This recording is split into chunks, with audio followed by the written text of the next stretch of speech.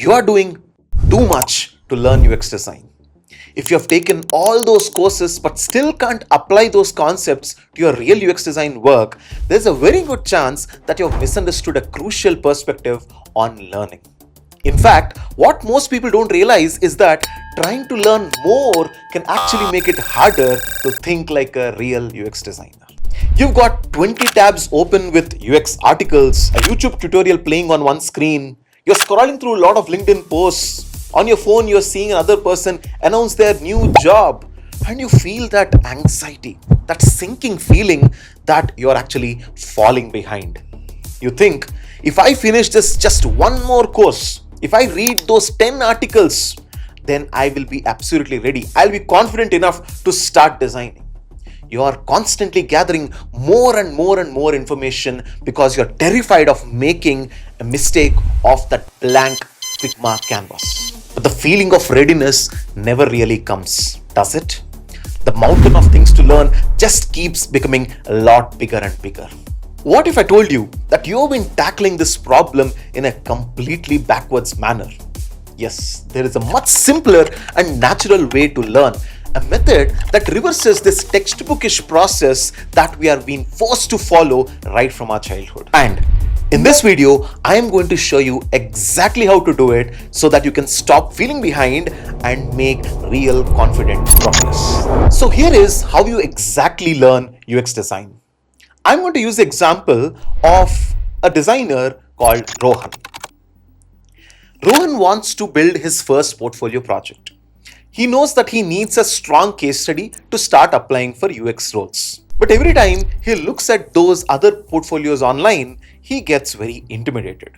He sees case studies with those perfect diagrams, card sorting, personas, information architecture, and he sees people on LinkedIn talking about advanced psychology principles. So he thinks, I need to learn all those things at first.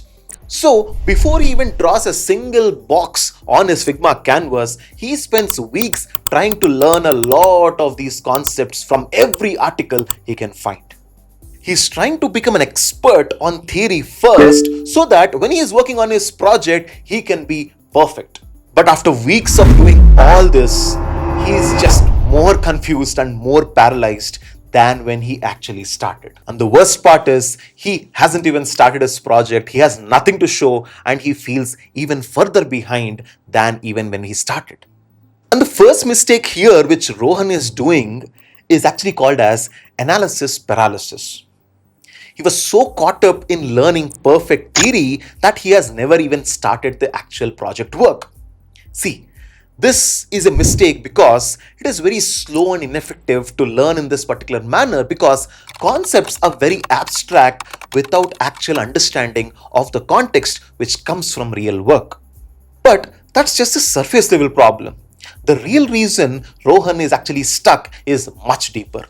What if the need to know the right answer is the very thing that is blocking you from finding the answer? Let me explain. See, trying to learn theory first creates this fantasy world. A world where we believe if we just gather enough perfect knowledge, we can avoid making any mistakes at all. There will be right answers and only right answers there. This is what I call the perfect adult trap. No, it's not your mistake. It's actually coming from years and years of conditioning that has happened because of school. But you know what? Real learning doesn't work this way at all. And this leads to the next big mistake everyone is doing. That is, not willing to be wrong at the start. Yes, you just don't want to do mistakes. See, you cannot learn to swim by just reading a book about swimming. Can you do it? Please do it and show me. You have to get into that water. In fact, you have to jump into that water. You have to be willing to look clumsy and make those beginner mistakes. Yes, that's the same thing with learning design as well. So if you look deeper at what Rohan is trying to do, watching another course will never solve his problem because he will always be in that fear to ever start because of trying to learn the perfect things. He was trying to reverse a learning process that came naturally to all of us as kids. Think about it. As a child, did you read a physics textbook to learn how to ride a bike? No, you just took a bike and started riding it on the road. That's it. You were not at all worried about falling down or making any mistakes. You simply enjoyed learning and you naturally became very good at it. You need to really understand that as humans, we were born with the natural ability to learn. That is by making mistakes and learning from them. So if you're like, Anudeep, then what do I do? I'm in a similar situation as Rohan. This is exactly what you need to do. You need to unlearn this textbookish way of learning and embrace the real way your brain has been designed for learning. This is what I call as the non-textbook approach to learning. It's a simple 4-step framework that reverses this traditional learning model. It will feel counterintuitive to start with, but trust me, this will be the fastest way to learn multiple things in UX design. Even those very difficult jargon like UX principles will become very easy for you and will become your second nature. So now let us walk through these steps with a real example. So here's the first step of the 4-step framework. Start with examples. Yes, here is where you don't open the book to go learn things, but you open the Spotify app. Yes, what I want you to do is open the Spotify app and look for search. Tap on that search, and what you will find is there are a bunch of suggestions over there which recommend you the songs which you can go and listen to. When you tap on that search bar, you will see that there are a list of items which are coming from your recent searches. And then, let us say you want to listen to Pushpa songs. So you start typing PUS. You already see that the app is prompting you the full completed words. Pushpa, Pushpa 2 songs, Pushpa 2 the rule. In that manner, it is showing you all the possible options which you might want to go and listen to. So now if you pause and ask, hey, why are we opening Spotify instead of learning things first from the books? See, what is happening right now is you're getting away from what we call as the blank page fear. You know that feeling when you look at that blank canvas and then your brain freezes? You don't get any ideas. So instead of that, when you start with an example like this, your brain is not worried about that blank start. Instead, you already have things in front of you which you can start thinking about. Your brain starts to actively look for clues just like a detective. In this manner, there is no pressure to actually start creating anything or to learn anything. You just simply started using an app. So here is the action item for the first step of the framework. Go open any app on your phone and start observing it for 10 minutes. Don't analyze it, don't do anything yet, simply start observing it for 10 minutes. So, by the end of this first step, now you already got started with learning. You're not waiting for those perfect terms or perfect books to start learning, but all you had to do is just open an app and start observing, and you already started learning. This now leads us to the second point of the framework: question with curiosity. So now, when you're looking at that search experience in Spotify, you start asking simple questions, almost silly questions, like why is it showing me old searches over here even before I am typing anything? Why is it trying to guess what I'm trying to type and show me those suggestions? Why is it not waiting until I hit that enter button? So, the moment you start asking why, the whole game changes. You're not just using the app like a user anymore, but you're actually looking at the app like a designer. If you see what's happening here, you're not just trying to find the right answers like you do in textbooks. Instead, you're looking for clues or collecting mysteries, just like going and figuring out a maze. This makes the whole process really fun because who doesn't love puzzles? So this leads to the action item that you should note for the second step. Whatever feature that you have observed in that particular app, go and at least write 5 questions on why. Do not worry about whether they are right or wrong or they are dumb or they feel stupid. Just simply write those 5 questions like a curious kid. And with this, you can observe that we already got deep into learning because our curiosity is making a lot of things register in our brain. And this brings us to the next part of the framework, that is, answer your own questions with common sense. Yes, you have to answer your own questions with common sense, not with any official jargon or official terms by going and looking at the internet, but with your own common sense, your answers, and absolutely do not worry whether they are right or wrong at this point of time. So, in this example, for the question, why are those recent searches being shown? Your answer could be, well, I guess it shows my recent searches because it is way easier to just tap on something that I've already looked for than remember those exact names and type it all over again. It's just like the app is remembering for me. And for the question, why is the app auto completing those search terms for me? And your answer can be, you know what, it's actually guessing what I'm trying to type because that's way faster. It saves me the whole thing about typing exactly what it can already give. Now, this is where the whole magic happens.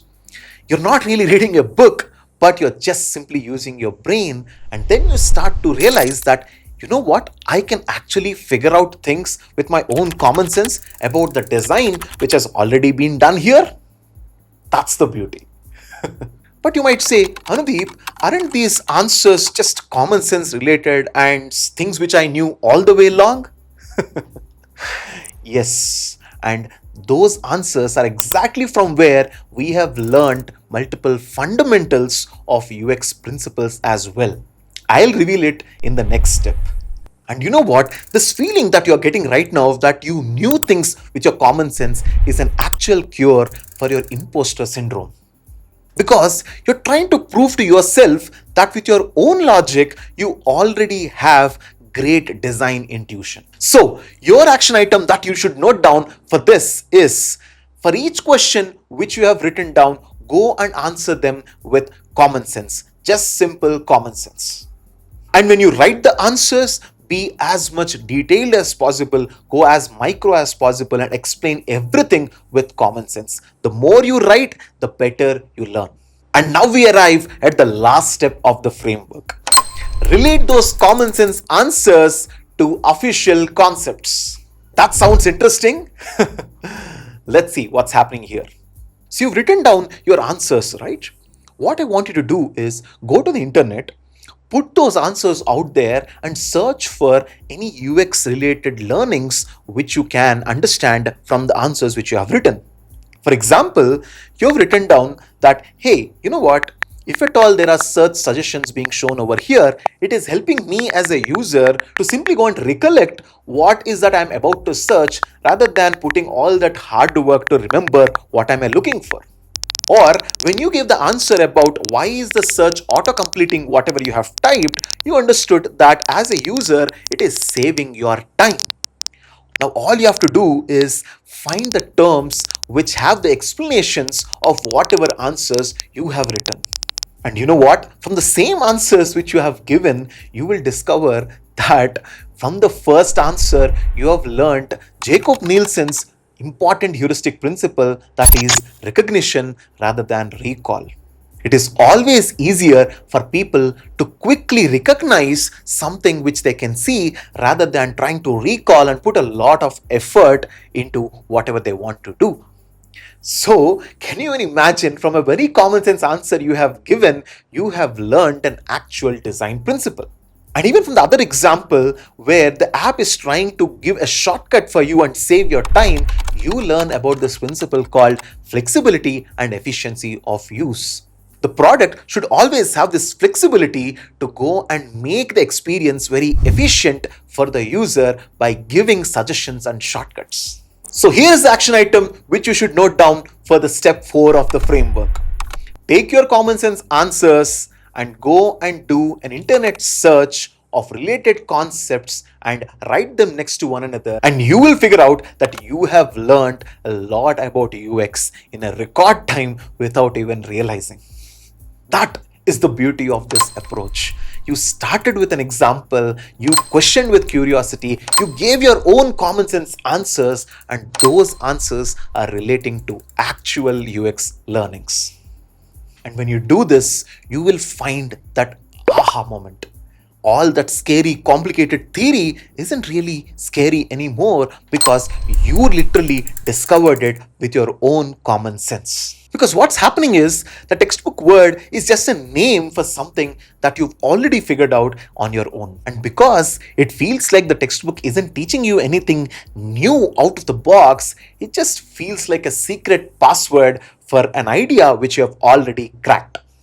And you know what? Right from your childhood, whenever you discovered things yourself in this particular manner, you always remembered them.